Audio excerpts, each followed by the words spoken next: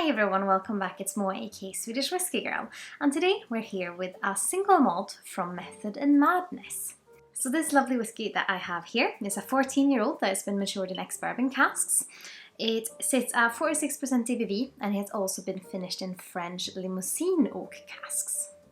Method and Madness is quite a fascinating distillery, and I feel like I say this in every video, but Method and Madness is basically a micro distillery at Middleton, which is Ireland's largest distillery, and a lot of the brands you might have heard of is made there, like Jameson's, Redbreast, Green Spot, Power. So yeah, pretty much a lot of the big brands. But this is kind of their experimental series, and they make pot still whiskey, they make single malt, they make single grain, and some of them are quite quirky, and you know how much I like quirky. Some that have been in cherry wood, some that have been matured in chestnut. So yeah, I really want to explore this range further. And I also love the shape of the bottle and these labels that change for each expression. But yeah, let's have a little taste. I haven't tried this whiskey for quite a long time, even though we had it on the shelves for a wee while. So let's start by having a look on the nose.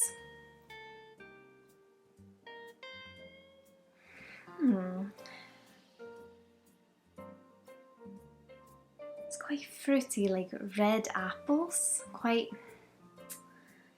velvety in a way. Like velvety red apples, but it also has a slight floral vegetal note. Almost makes me think of dandelions, but very, very soft dandelions.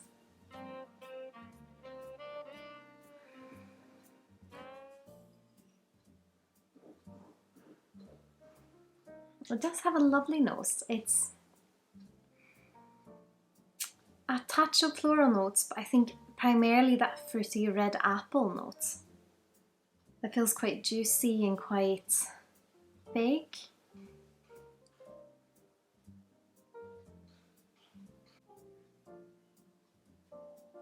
Almost a bit like floral peanut butter.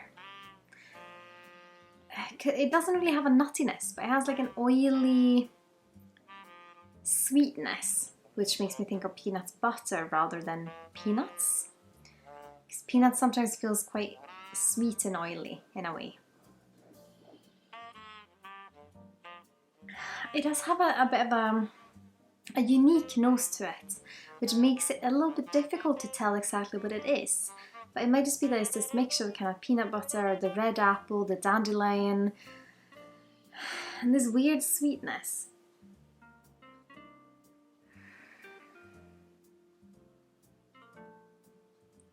Yeah, it's like a specific type of flower that I can't think of mixed with that red apple fruitiness. Maybe it'll make more sense on the palate, so let's have a little taste. Sláinte.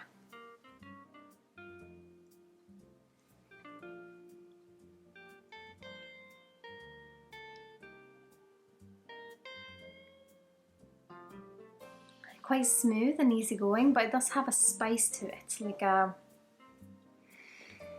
a mixture between like a cinnamon and a black pepper spice.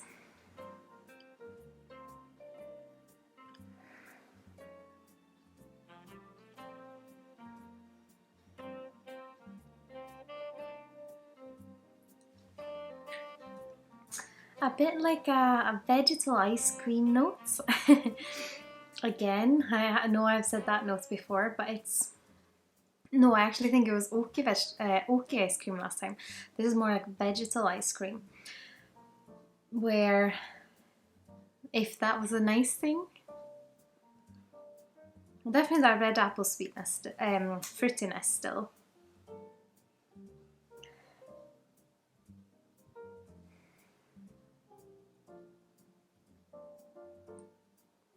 And it does have a maltiness, but it's very smooth and velvety maltiness, which goes with the ice cream notes in some ways. Maybe it's like an ice cream cone.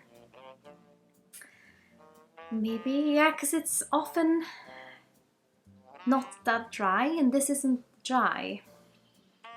But it's that vegetal, red apple, cinnamon, black pepper spice, but the spice is also very soft.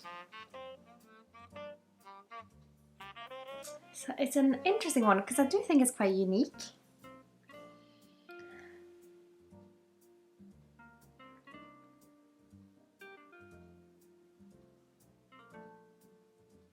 And the spiciness goes along those vegetal notes really well. They kind of entwine.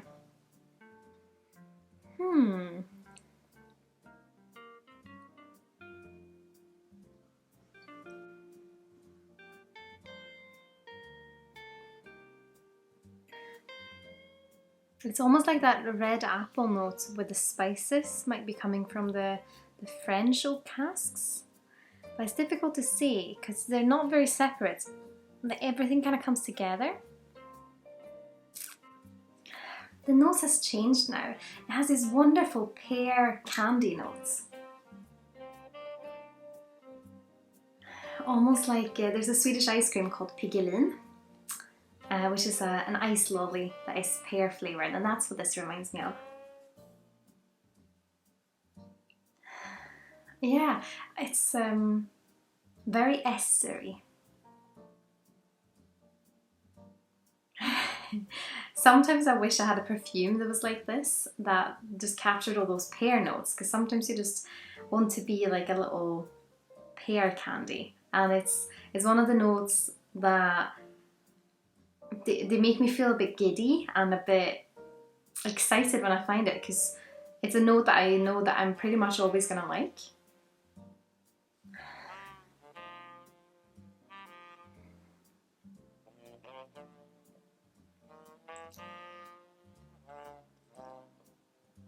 More pear on the palate now as well, but mixed in with those red apples.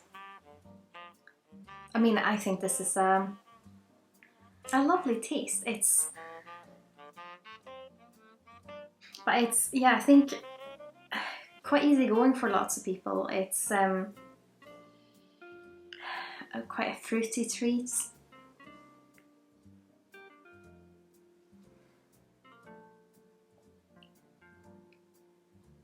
It tastes very much like a single malt, which it of course is. So it's not, I don't experience it as overly sweet, but it is very fruity. So if you like a very fruity whiskey, you might like this one. But I think because of the pear notes that meet the red apple, makes it feel a little bit more, maybe a little bit sturdier and a little bit less super sweet, if that makes sense. So it does have a kind of fructose sweetness, but not overpowering. It's more just burst of fruit, especially those pear and red apple flavours. A little bit of tannins at the back, but they're quite soft and velvety. The spice is quite velvety as well.